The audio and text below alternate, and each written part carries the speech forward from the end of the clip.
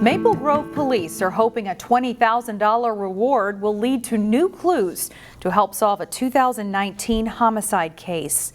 The family of Dayton Carter Rossetti says there's not a day that goes by that they don't think about his death. On Friday, they pleaded for witnesses to come forward. Reporter Sonia Goins has more on the investigation. 2 years ago, Dayton Carter Rossetti's body was found near the walking trails here at Lakeview Knolls Park. Police think the fatal shooting was connected to a drug deal, and they're hoping the reward money will help someone to come forward. Actually brought back a lot of feelings and emotions of when I was notified. Crime tape is now replaced with a tribute to 26-year-old Dayton Carter Rossetti. That's a picture of him and his little puppy he had. This is the first time Jennifer Carter has visited the spot where her son was killed on the anniversary of his death. No amount of money, anything, to take my son's life. Nothing was worth doing that. A jogger found the body of 26-year-old Carter Rossetti laying in the park on July 30th, 2019. Every day just seems like it's an empty void of not having him with me. Carter says her son enjoyed making people laugh, and he loved the outdoors. He liked to go hiking, he liked to go snowboarding, he loved nature. The family continues to wait for justice. Not having the answers of why somebody would do this keeps you up at night. During the initial investigation, 2 people were arrested on probable cause, but the 2 were later released for lack of evidence. Police now say there's a 3rd person involved. Detectives have identified that individual and are seeking information as to the involvement of all 3 parties in the death of Dayton Carter Rossetti. Meanwhile, Dayton's family hopes somebody will come forward so they can have closure. He was a great man, just a young man trying to find his way. In Maple Grove, Sonia Goins, CCX News. Anyone with information on the case is urged to contact Crime Stoppers of Minnesota, and that number is 1-800-222-TIPS. Less than a week after the ribbon cutting on Maple Grove's new cricket pitch, it's been vandalized, and staff say this time the damage is severe. Someone cut a piece of the cricket pitch turf out and removed it. The turf will be patched for now, but the cost of a full length of turf is $10,000. Before it was built at Boundary Creek Park, neighbors spoke out against the project last winter, and then vandals caused damage while it was being constructed in the spring and summer. The city installed security cameras to stop it. The next steps for prevention are currently being discussed with police. A Maple Grove businessman has admitted to misusing more than $1 million in funds that he fraudulently received from the U.S. government's Paycheck Protection Program, meant to help keep workers employed during the pandemic. Aditya Sharma pleaded guilty to 1 count of wire fraud this week.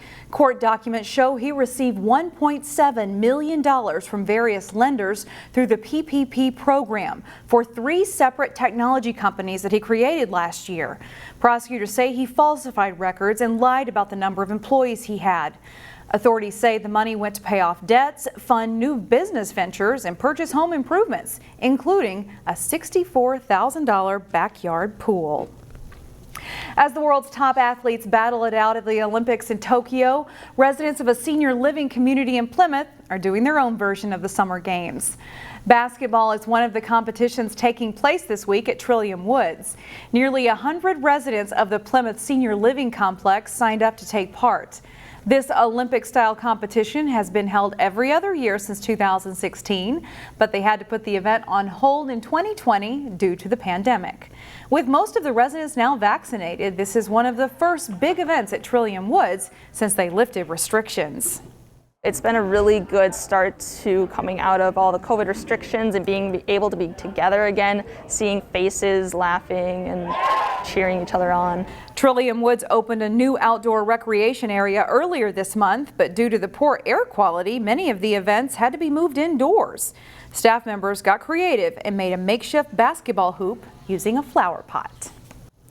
One local theater group has been waiting to get back on the stage since 2018. Off-Broadway musical theater had to wait through construction of a new stage and then the pandemic. But as Neil Pursley shows us in today's weekend showcase, they are back. Purple. P-U-R-P-L-E. Purple. That is correct. The 25th annual Putnam County Spelling Bee is so much more than Off-Broadway musical theater's summer offering. The last time OBMT put on an outdoor performance in New Hope, none of what you see now was there. The 2018 performance of The Wizard of Oz began a 2-year hiatus of the troupe, punctuated by massive construction, a pandemic, and finally, a new outdoor amphitheater in New Hope's Civic Center Park. It just kind of moved us forward into the 21st century, where we have these beautiful seating. We're more open to the city of New Hope. Before it was a little secluded. It's definitely like a breath of fresh air. It's super amazing to be doing theater again and to be doing it outside with such an amazing cast. We bonded so quickly. The cast had to reach in the Wayback Machine to remember what it was like to be a small child in a spelling bee. I work with 7 to 12-year-olds, so I get to just kind of watch them behave all day, and I'm like, cool, I'm gonna steal that. And I'm gonna do that on stage. The 25th Annual Putnam County Spelling Bee is the perfect performance to introduce a new audience to outdoor theater in New Hope. For WEEKEND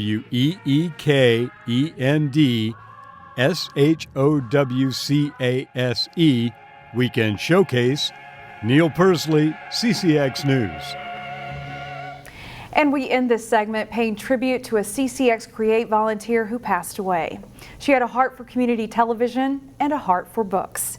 Sue Ellen Zagrabelny created the show Book Beat on the Create channel, and she helped with many productions over the years here.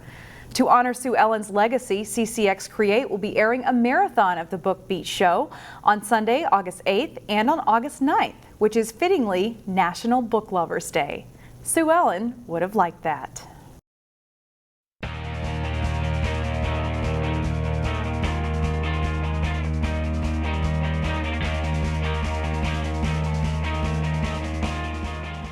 Former Champlin Park basketball star McKinley Wright is coming back to the Twin Cities.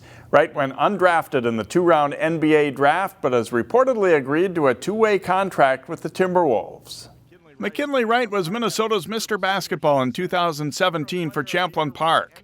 The do-all point guard led the Rebels to a 31-1 record and state runner-up finish that season. He played 4 strong seasons at Colorado, earning all Pac-12 first-team honors 3 times. Wright is the only player in conference history with over 1,800 points, 600 assists, and 600 rebounds. Now he'll take his shot at the top level of basketball. Some sad basketball news this week, too. One of the mainstays in high school basketball coaching for over 60 years has passed away. The world lost a basketball coaching legend Wednesday. Longtime Hopkins boys basketball assistant and former head coach Ken Novak Sr. died at age 92.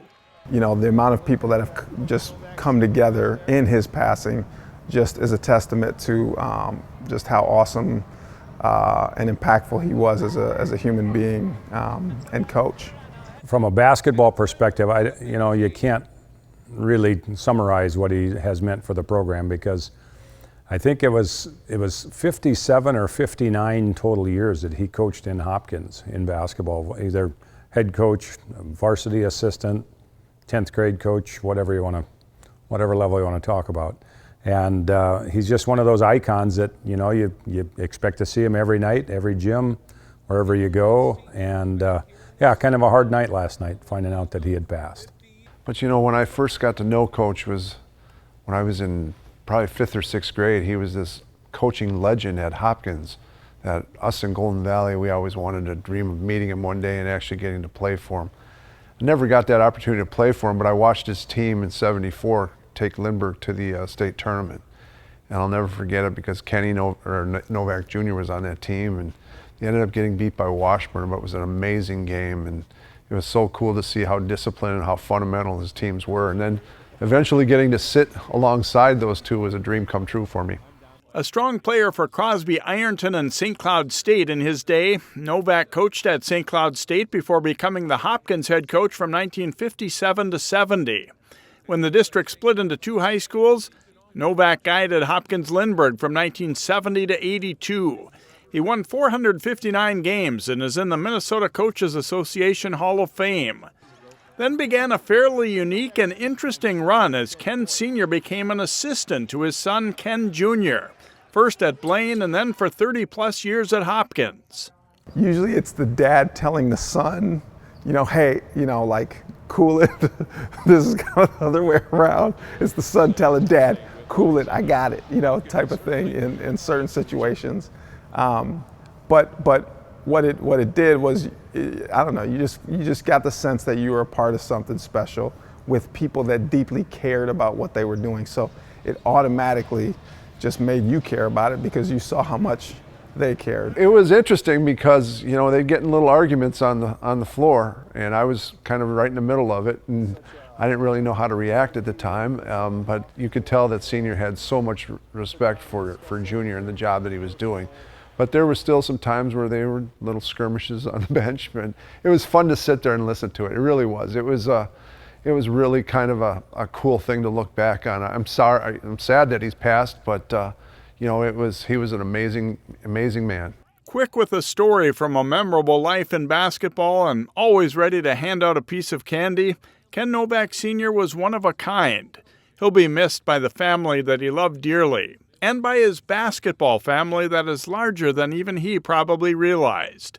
Jay Wilcox, CCX Sports.